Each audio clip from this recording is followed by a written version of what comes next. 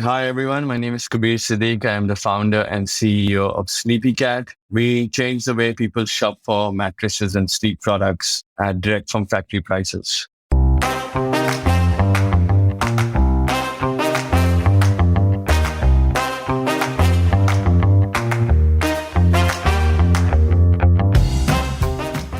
The older you get, the more you realize the importance of a good sleep in making you more productive. And while there are many things you can do for good sleep, one of the simplest ones is to buy a good quality mattress. And as millions of digitally savvy Indians start looking for mattresses online, it creates the opportunity to build iconic D2C brands in the space of sleeping products. In this episode of the Spotlight podcast, your host Akshay Dutt talks to Kabir Siddiq, the founder of the D2C mattress brand SleepyCat. Kabir's entry to the mattress space started with running a traditional retail outlet for mattresses, where he was able to learn about consumer buying behavior and identify the scale up challenges of offline retail. This learning helped him scale up SleepyCat into one of India's most loved mattress brands, and he shares his scale up journey in this conversation. Listen on to this insightful conversation about starting up and scaling up.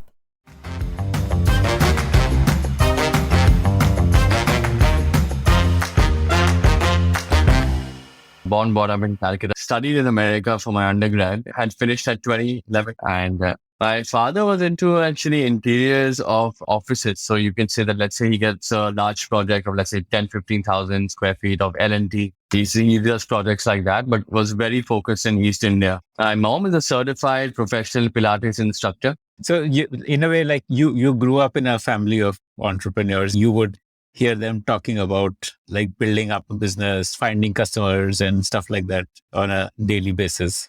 Always learned that from my dad, especially while he was running his business. And when I got into the startup world from his background of understanding what business is, it was very different because when I joined, I was like, a business is only a business when it's profitable.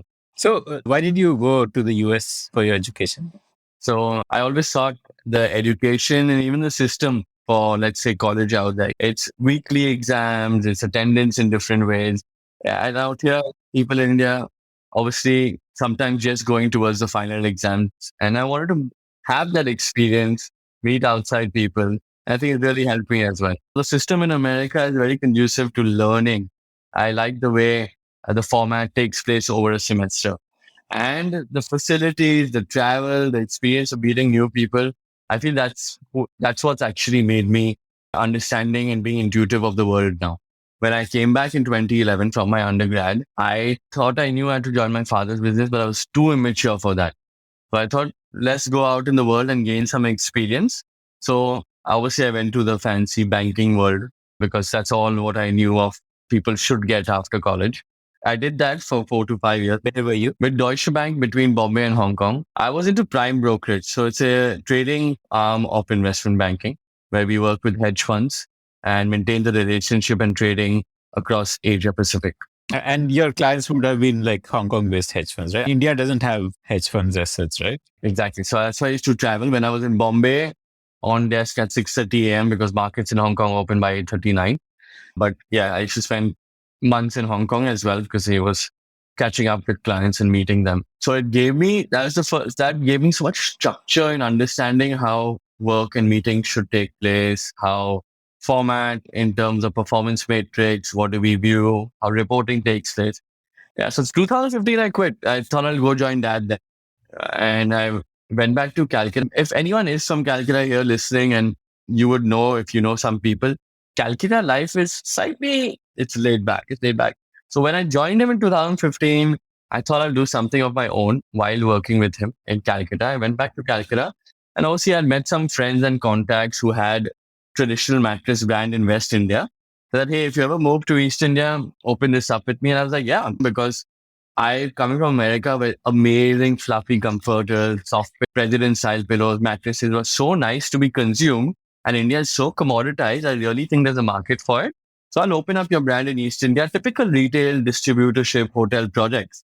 But while working on that, in 6 to 8 months, I burned my fingers because I went through all the pain points of like late delivery. Mattress is the most expensive item to sell per square foot of the real estate industry. because it's just that large in voluminous size. So all warehousing logistics between dealer, distributor, retailer, your end guy coming, dropping it you for 10 floors up costs a lot of money. So I went through that, low quality being sold at high prices, freight taking 3 weeks, being expensive, too much choice. People were getting confused. They don't like it. They can't return it. So all those pain points. This, you were not manufacturing, you were just distributing, like your friend was manufacturing in the East. Correct, correct. Okay. So all of these pain points, I realized that it's not working. It's people are not buying it. They're not even understanding and enjoying buying mattresses because look at this entire supply chain. Look at the amount of choices. Look at the price they have to pay. There's no understanding of it. And hence, This was like a premium price product or like mass market? it was premium price. And you were trying to build a distributor network. Yes, distributor, retail, working for hotel projects. But there were a lot of red flags in how people look at this mattress economy. They never had the joy of buying a mattress the way they have buying a TV for their house or a sofa for their house. And if you think about it, they're all need-based products, mattress, pillows, sheets, comforters. That didn't change. 8 months in, I realized and I burned my fingers, I lost money. And I said that has to be done differently. Like, let's solve all these problems. Can I deliver in 72 hours? Can I do directly from factory so I can give you high quality at low pricing? Can I mitigate risk by giving you a free trial? You don't like it, I can take it. Can I simplify choice? Only 2 mattresses, has all the features. Zipper cover, temperature control, pressure relief, support, orthopedic, and have it in any sizes delivered to you. So I did the 1.5 years of research. I made sure I ticked all these boxes where I'm giving you a value proposition. And that's how it started. That's the journey of SleepyCat at 2017 November. How did you stitch the pieces together, making sure that you, like you mentioned 72 hours, you mentioned less choice, you mentioned free trial. So, all this stuff, how did you go about achieving each of these check boxes? So firstly, obviously, I learned it being on the floor. To see customers coming in and 8 mattresses laid out, they used to leave there more confused than they came in because I used to keep showing them this. At one point, I realized. And probably the difference is too subtle for most customers to make out. Exactly. And what are you going to lie down on 5 to 10 minutes and know? So what I did at one point was that when I used to be on the floor and someone came in, I would just take them to one mattress and say, this is the best for you. And it always worked. It worked. So I learned simplifying choice is the main item out here. Second is I learned that this compression technology exists in the West. Some brands are already doing it, putting mattress in a box. So if I can bring it here, the freight cost I reduce by XYZ to just X, and which I can easily deliver. So how does compression technology work? So you think about a smiley ball, which you have on your table, right? Those stress balls. So it's made out of foam. So how much ever you squeeze it in your hand and you hold it, when you release it, it goes back to its original shape. So think about a large, high quality foam mattress using the best of quality, memory foam, high density foam. We put it into a huge machine that applies hundreds of tons of force and compresses and pushes all the air out of it and quickly vacuum seals it. So it becomes this paper thin and I can roll it and put it into a box. And when it's sent to you, you open up the seal, boom, it expands to its original shape. And it remains, its entire firmness, its feel, all of that remains 100% intact. There's no loss of it. So solve the purpose of that. Isn't spring used in mattresses? What are the different types of mattresses like? Okay, so the old school ones were coir and cotton, widely grown in the South, but they were inferior material for mattresses. They didn't have responsiveness. They attracted a lot of bed bugs. Wasn't good for your back. And they would, like that cavity would get formed with use. There used to always be a indentation that it took place.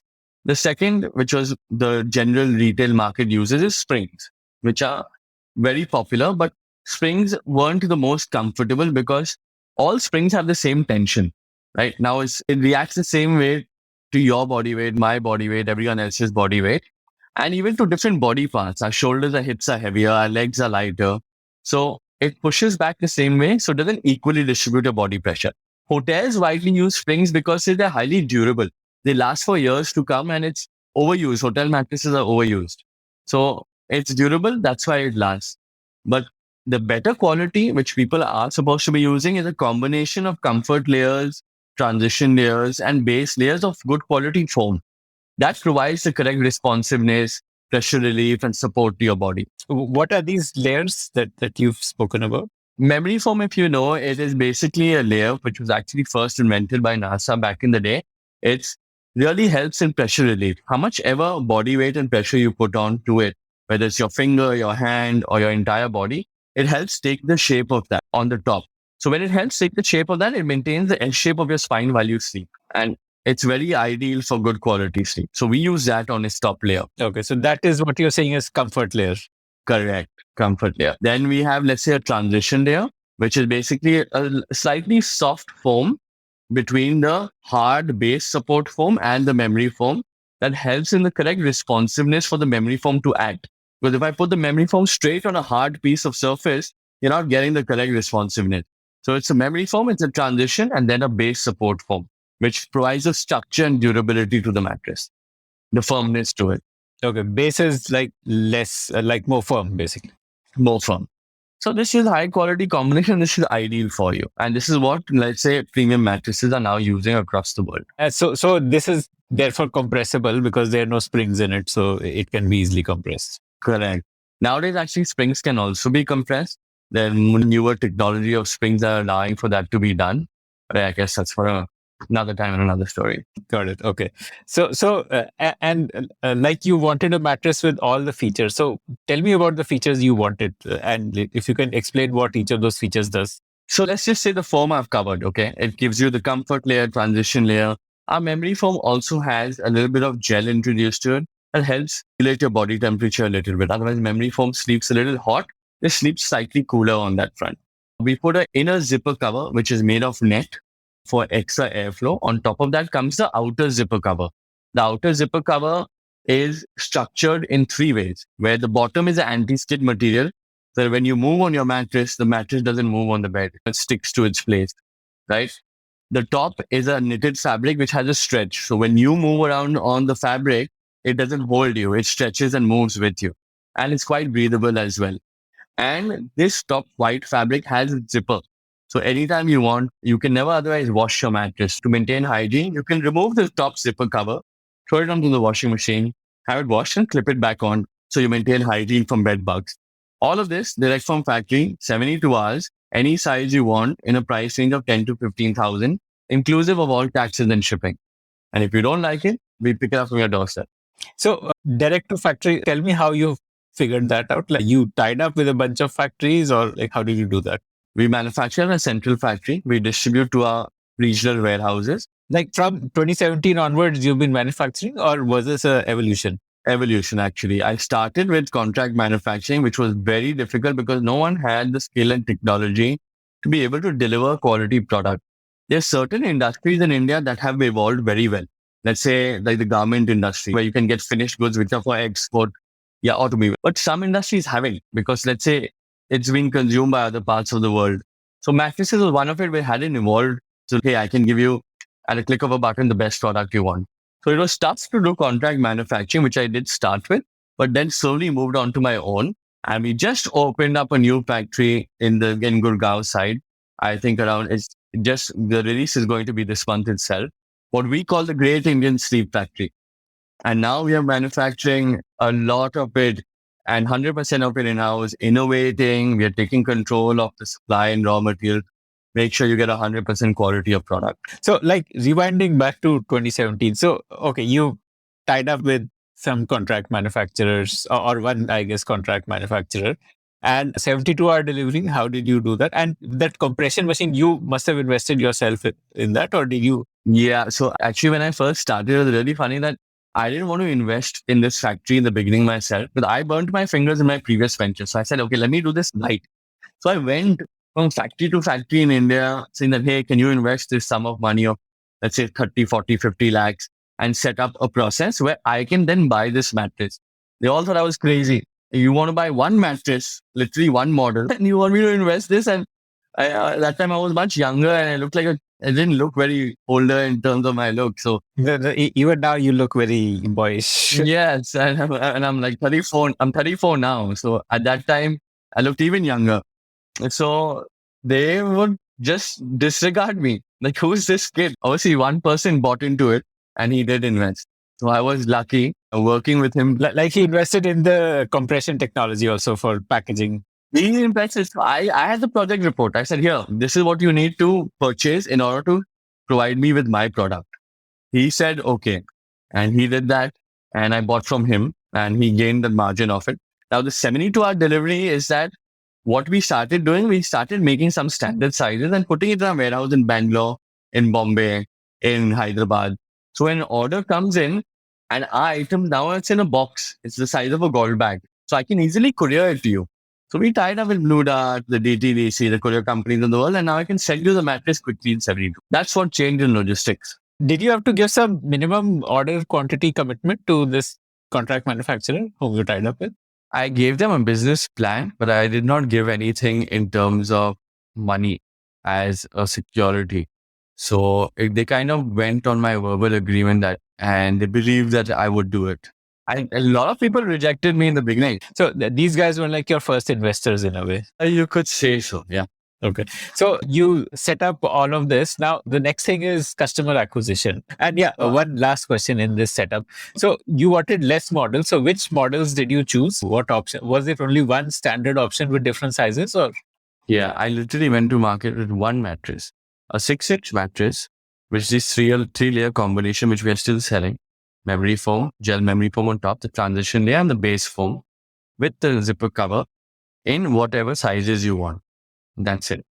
All I did was that listed on Amazon with one video of me, which I spent like 15,000 rupees on, explaining, hey, this is Kabir, I'm the founder of CEO. I'm solving your problem of buying a mattress direct from factory. Look at this mattress.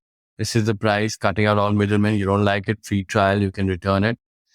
And they saw that video, built trust. They understood the brand. They liked the logo, packaging, product, and they started purchasing on Amazon. And that's how it started. You use like some agency to do your logo and all that, like the branding work? Yeah, we did. I did. So put very basic investment on the logo, branding, getting the company together. That was very basic. And yeah, the more we started selling, then started investing in the. So tell me the journey from here. Now, 2017, like what numbers did you get and what channel? It was only Amazon in 2017? Yeah, Amazon, a little bit of our website was there as well. But in 2017, we started only in November, right? So I'll tell you more about 2018 actually. 2018 in the financial year, we were doing well, but we used to always run out of stock because our contract manufacturer wasn't up to speed of providing those many pieces. So I used to do a mix and match. A little bit I used to get from China, a little bit I used to get from here. China had to obviously pay a little bit money. So I used to borrow and get that done. But in the mix of both of these, I went through 2018, kept getting out of stock, buying again, going out of stock, getting again. It wasn't full free flowing on that, but we did well. This was bootstrapped so far? It was bootstrapped so far. So we were in 2018, that first financial year, we were profitable. All I had to buy, all I had to do was I had to borrow some money from my dad for inventory. So which I borrowed from him, and I used to pay him back, working capital, pay him back with the interest. And then after 2019. And what was your monthly sales in 2018? Rough estimate. Yeah, I think we did around 7 to 8 crores that year, if I'm not mistaken. Amazing. 50 lakhs a month or more. Yeah. I think we were doing 50 lakhs a month. And then we've doubled every year since then, including this financial year we are closing right now. But at that point, we were doing those sales and borrowed money from my father to fulfill working capital. Then 2019, we received our first round of investment of a pre-series A. And that helped us grow again. And last year we took in. How much did you raise?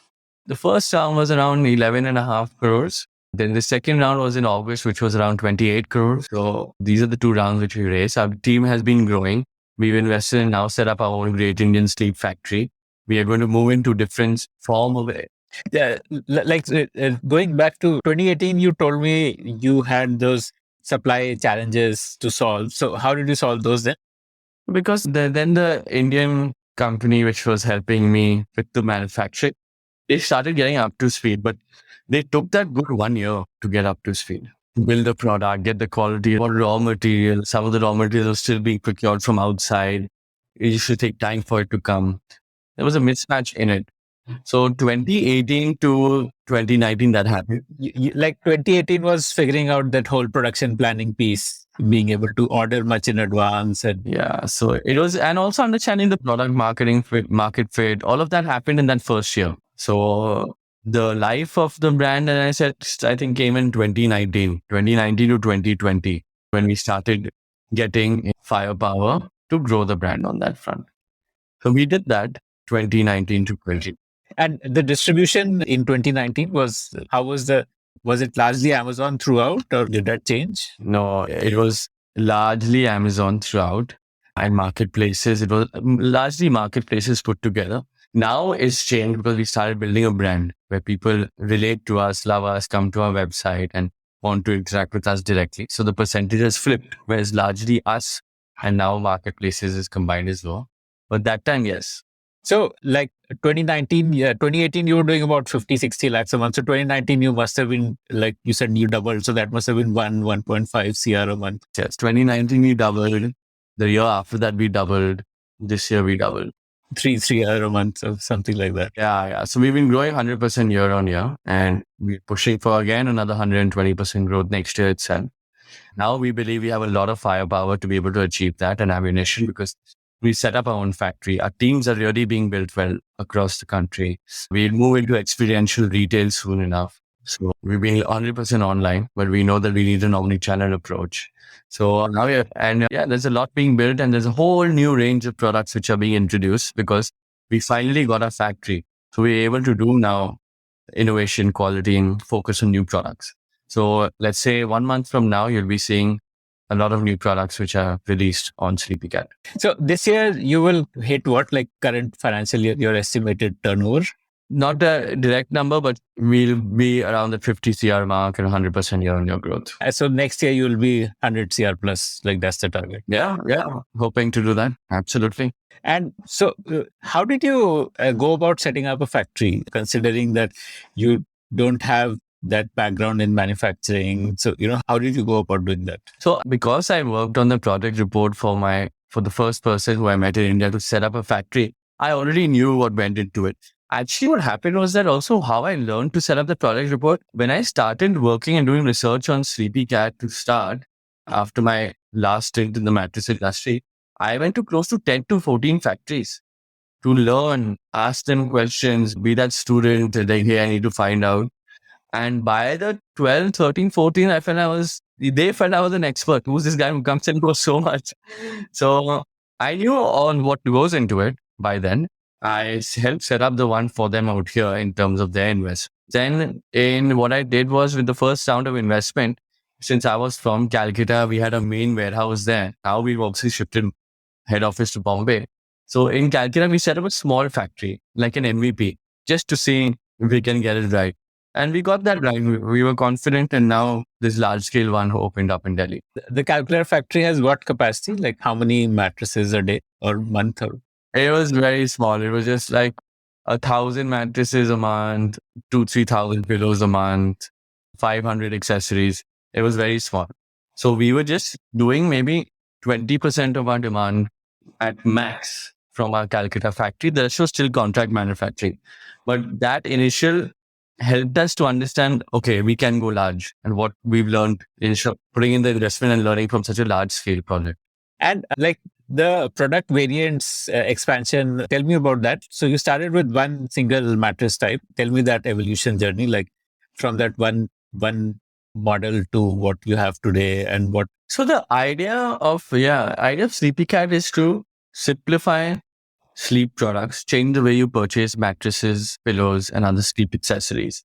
In the next few years, we want to be that aspirational brand that when you think about sleep as a whole, you think about SleepyCat. There can be no one better than us in building these products at direct from factory prices. So it was always needed that in this entire journey of sleep, to simplify everything, the mattress, then the pillow, then the comforter, then the sheet, and so on and so forth. So we started with a mattress. Then we moved into a second mattress because some people wanted luxury, some people wanted a regular. Then we moved into a pillow. So the second mattress had more of the comfort layer. More of the memory, 8-inch mattress it had. Then we moved into a pillow, a memory foam pillow, which is your one perfect pillow, which has all the features, zipper cover, everything. The first one was between the 7 to 15,000, which is a 6-inch one, from single to king size. The second one was between 12 to 20,000, again, depending on single to king size. This was more of a luxury one. Our pillow was launched at around 1,500 to 2,000 rupees. Then we had a mattress protector, which helps in spills of anything that you use for your mattress. That was priced around Or 1,000. even like sweat and all. Exactly. So that was priced at around 1,000 rupees. Those were mainly the first few products we introduced, right? And now our portfolio obviously has items like baby mattresses, dog beds. So we have something for everyone in the family. We have a perfect comforter, reversible one, which can be thrown into the washing machine very easily. All season comforter. We even have weighted blankets. Each blanket of a single size is at least 7 kgs in weight. It helps in anti-anxiety and helps you sleep better. It's like pressure therapy on that front. So we have all sorts of things. We have a cloud pillow. We have a cuddle pillow. A cloud pillow is pretty cool actually. With the flick of a zip, you can change the softness and support you require in the pillow that you're using on that front. And we give them in both standard sizes and president sizes of hotels as well. So this is fluffy, good pillow that you would love to have, a luxury pillow. That's also priced between, again, 1,000 and 2,000 rupees. And we have a cuddle pillow, which is this 4.5 feet long pillow, which you just hug and sleep, and it just helps you sleep so much better, longer, faster, and everyone loves it. So the evolution has been around the sleep industry. And now what you see in April that's coming up is a whole further new range of items. We are the first ones in India that are going to be introducing a cool tech fabric that regulates your body temperature and actually cools you while you sleep at night so you don't sleep hot. One of our new mattresses, which we'll be launching, we call the SleepyCat Ultima, is going to be using deep touch pressure technology. Deep touch pressure technology is basically when we contour the shape of the mattress and the foam layers to be able to provide precise support and pressure relief at every part of your body that requires it.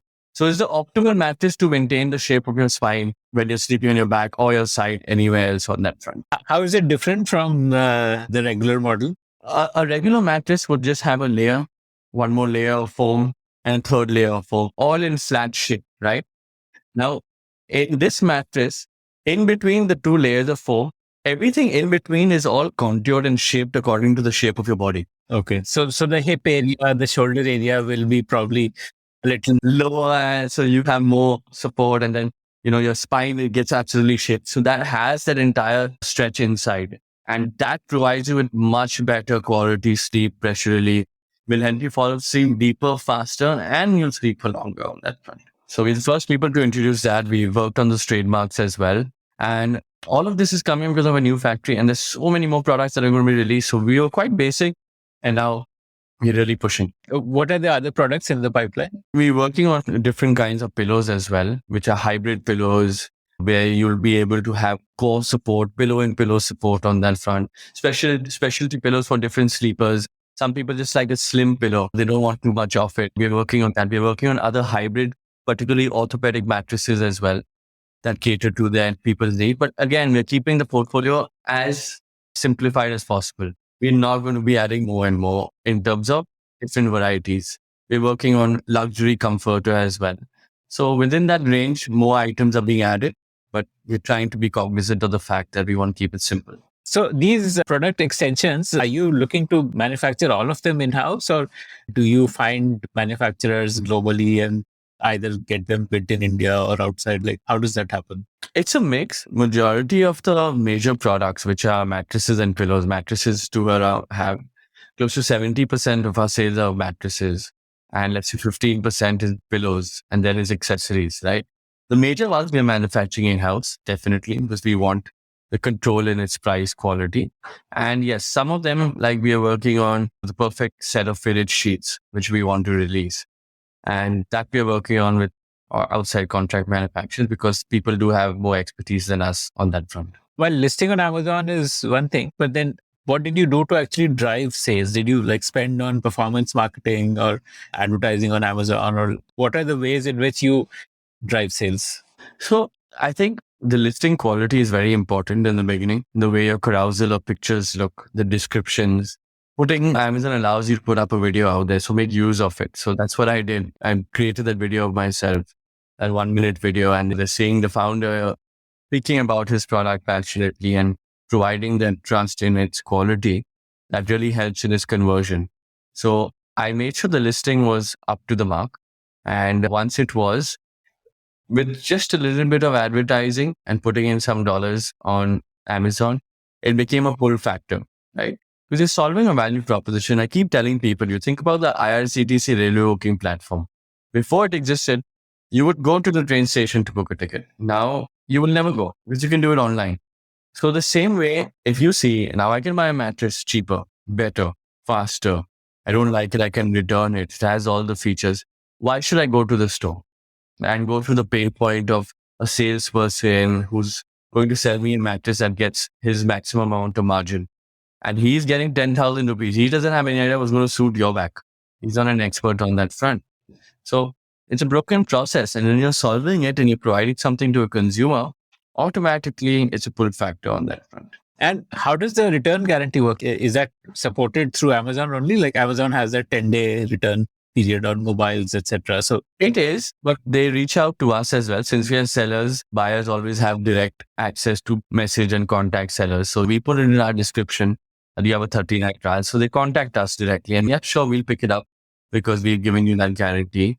There's the only caveat is that we ask them, hey, you can't damage the mattress and provide it back. It has to be in its correct condition on that front. That's it. And otherwise, no questions asked. If you don't like it, we understand.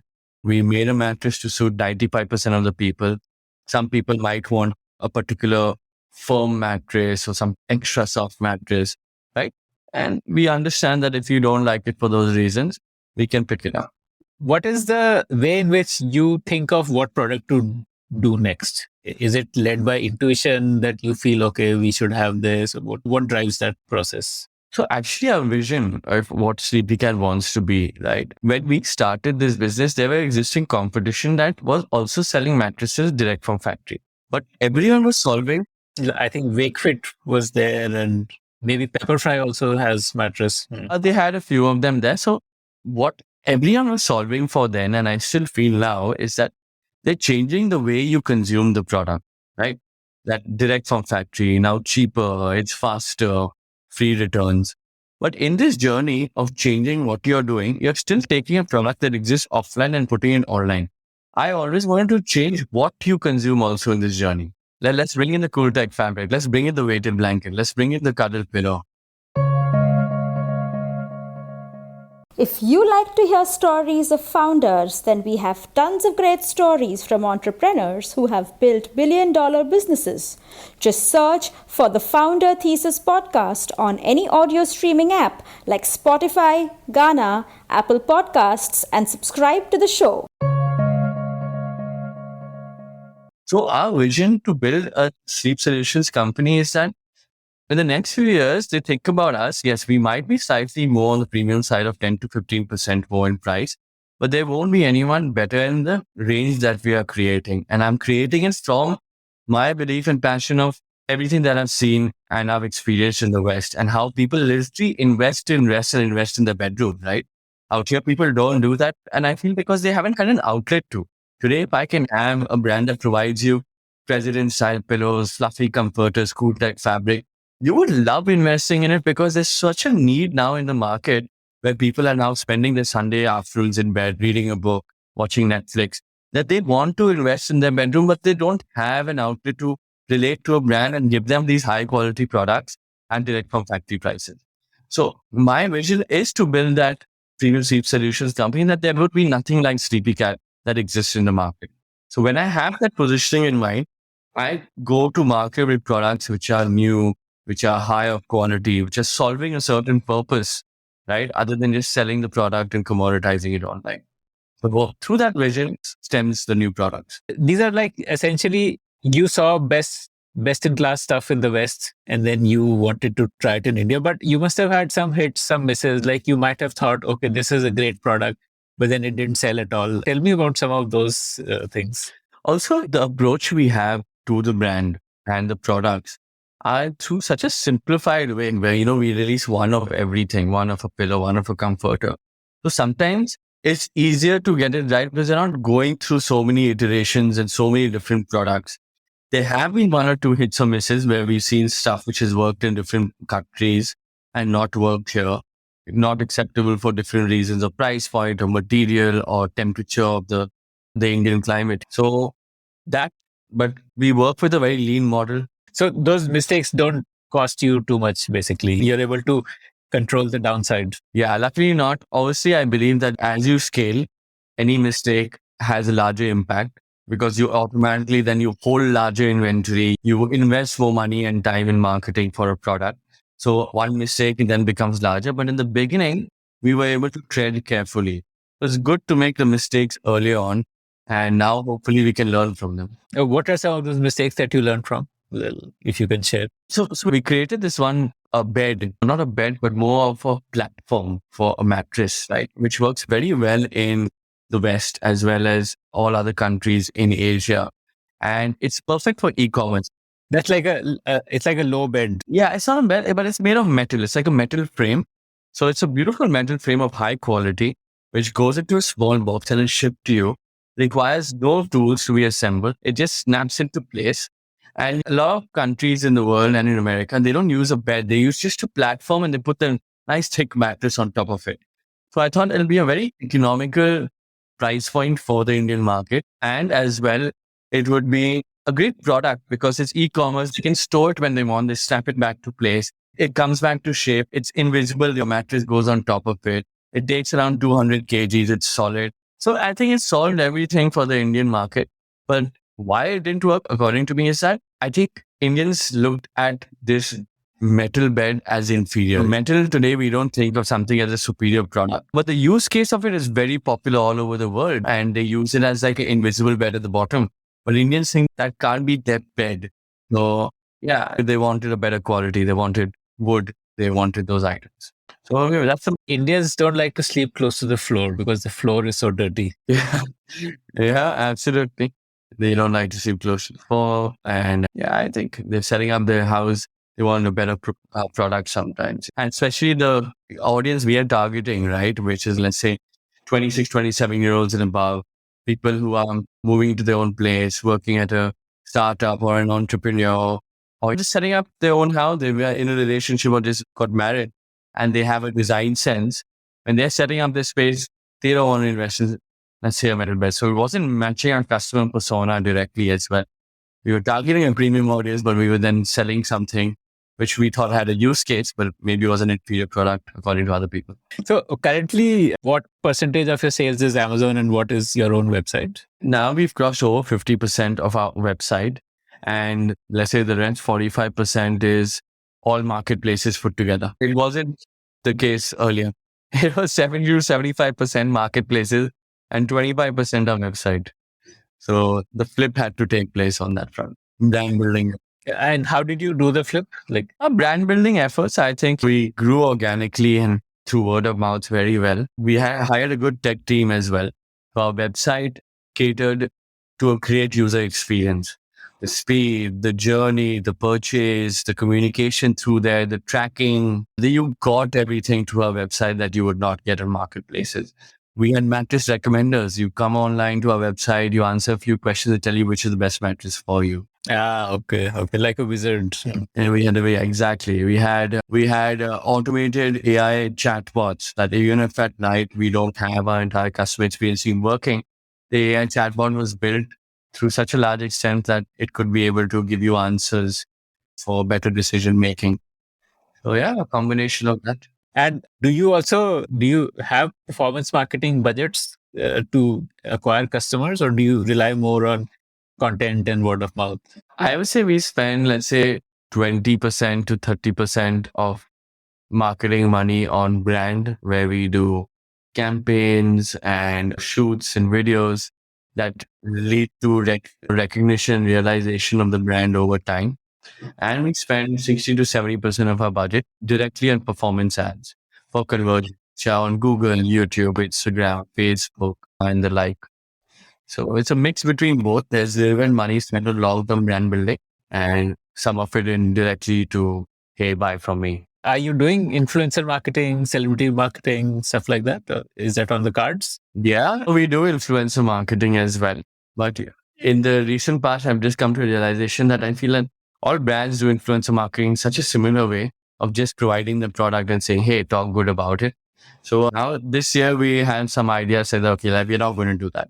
Let's do it from a different perspective. Maybe do it more candidly and be so proud of a product and say that, you know what, let's just send you the product 2 months in advance, and you call me and you tell me if you like the product, and we'll come and chat with you about it then. So we want to approach it through a different perspective. Let's see what works, but not the typical regular one. It might get you a little bit of the marketing dollars, but it doesn't feel good. It's not the correct impact you have on the audience. Like what you're saying is traditional influencer marketing involves the influencer performing. It's not a heartfelt endorsement. You want a heartfelt endorsement. It's always like that, right? And it fuels that, and the ecosystem just runs on that because the audience believes the influencer to a large extent, and whether they actually use it or not. And just the circle of life keeps going. Got it. Okay. And the offline, like you're setting up these experience centers, are you also looking to sell offline, or these are just like touch and feel centers where somebody wants to touch and feel before buying, then they can come? So you'll be able to sell from there as well. But we really want to combine the omni-channel approach. We want to make it Instagrammable, have a good spot. We want people to come take a nap, chill out there. We maybe have a nap cafe, have serve tea, let people work out of that. We want people to experience the product, gel with it, mingle with it, and really enjoy the space being a SleepyCat customer. And obviously, it's there for conversion as well. So it's part of it is marketing, part of it is actually sales also. And we want to have these touch points of experience centers where you can come hang out, work out of there being a SleepyCat customer throughout India. So we'll allow that for our customers. So tell me about your fundraise journey. Like the first round that you raised, was it like inbound interest, or did you go and pitch? How did you navigate that? We had inbound interest because I think we were creating good looking brand in terms of the way it is, in terms of its logo, its branding, its packaging, its capabilities. We were growing well as well in terms of numbers, and we did have inbound interest, luckily. So it was just about speaking to a few people to see who was the right partner.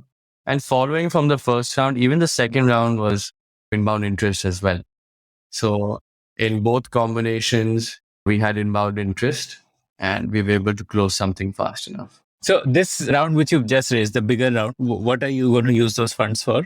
The last round, I'm guessing you would have invested in your factory, right? No, the last round was invested into building product, building marketing, building team, building the small factory, which was the MVP we did in Calcutta. Yes. We set up some warehouses across the country. So invested into those areas. We were investing into tech. This second round has been investment into one, product development already taken place. Two, into a new factory. A new factory is built with these funds. We have invested a lot into a little bit of a rebrand and a marketing, which you will see starting April. We wanted to really solidify our position as being that partner for sleep, which is nothing like SleepyCat. And we felt that we could elevate branding on that front. So we've invested into that as well. And for the rest of the journey, a lot of the team is being built, some of the experience stores. That's where this money is going into. Okay. Are you planning to do like TV ads and all also after the rebrand? Not yet. I think we are still quite young for that. We do try exploring Hotstar during, let's say, the IPL once, but until you invest a lot of money on Hotstar and IPL, you don't get the kind of mileage. So we're sticking to mostly the traditional online methods at the moment.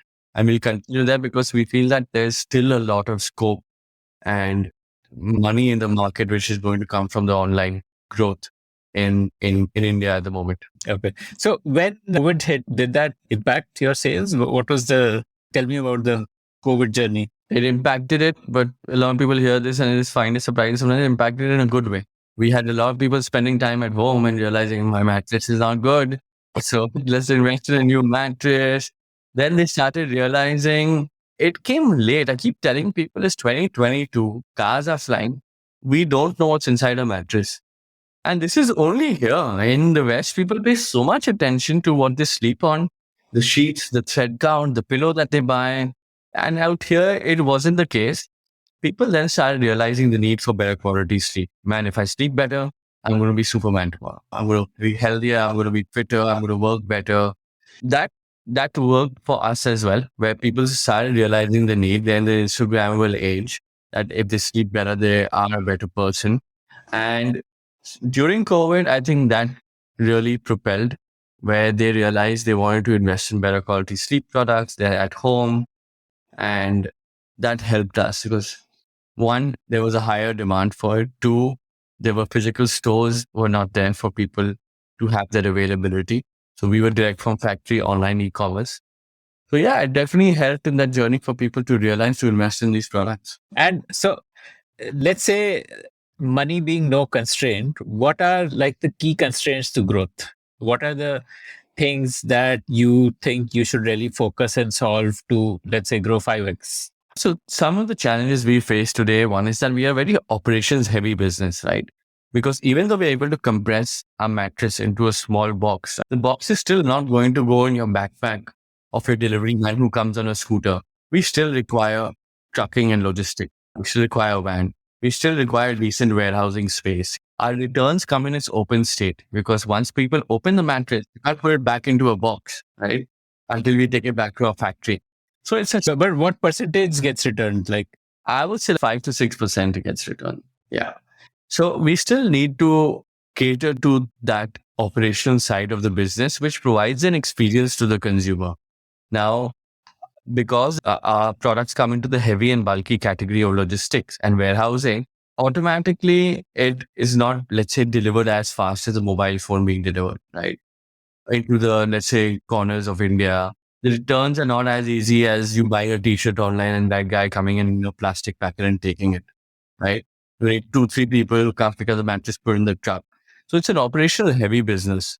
Now, to cater to that and provide that experience to consumers, that's a challenge. For us to grow, we need a seamless consumer experience, and we are always working to improve on that.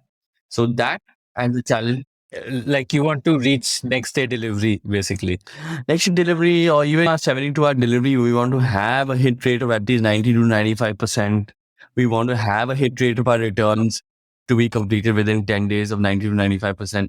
So to get that done, our packaging to arrive in a good state, there are quite a few challenges out there. And the more you grow, the more the problems come up, right? You want to kind of improve at the same time of growing, right?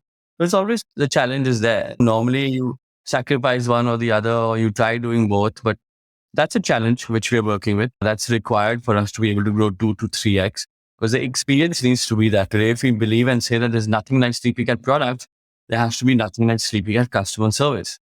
So that's one challenge that I believe we have to work towards. Second is that, which we have already now worked on, is our branding and positioning. Sometimes people don't realize that SleepyCat is superior in terms of its quality innovation. It's compared to the other existing brands. So to be able to communicate that through our marketing methods, that's what's launching in April. So I think these two challenges to continuously differentiate ourselves and provide the consumer the experience he deserves, that's going to help us grow 2x, 3x, 4x in the coming few years. So how does SleepyCat compare with the competitors? You must be occupying a different positioning compared to, say, a Wakefit or a Pepperfry. Tell me about that. Yeah, so as I said, they, I think, cater to the market very well. They are definitely solving the purpose and doing well in terms of providing a product direct from factory. Well, what we feel we want to do is that we provide products that could be a little differentiated, but consumers would love investing in them. We don't mind working on higher quality and higher priced products such as weighted blankets, cuddle pillows, solving special purposes for the consumers. But we want to build in a premium category that people can really enjoy investing in rest. The cool tech fabrics, our new mattresses. So we might be the 15% more expensive range, but we want to provide and cater to a different category and a persona of people. What is your headcount right now? The current team members in Bombay are like 40. At the factory, we have close to 25 executives as well. This is just the executive staff I'm talking about. Other than that, we have obviously the factory workers. We have close to around 100 of them. So it's a distribution between Delhi and Delhi and office out here in Bombay. Okay. And you have a customer service team, like to do like a mattress advisor. So a customer can call and, okay. Yes, we have that. That sits out. So how many people in that team? At the moment, they're like 20 to 25 people. Yeah, because they also cater to if you need any help in the delivery issues, anything has taken place. And are you selling to hotels also, or is it just direct to consumer? No, direct to consumer. Hotels, it's a B2B play. All mattress manufacturers in India cater to them and they buy regular mattresses. They don't need something very specialized. And that brings us to the end of this conversation. I want to ask you for a favor now. Did you like listening to this show? I'd love to hear your feedback about it. Do you have your own startup ideas? I'd love to hear them. Do you have questions for any of the guests that you heard about in this show? I'd love to get your questions and pass them on to the guests. Write to me at ad@thepodium.in. That's ad@thepodium.in. Have a great day. No, I don't like that ending. Go make a... No, it's no. Keep rocking and keep listening.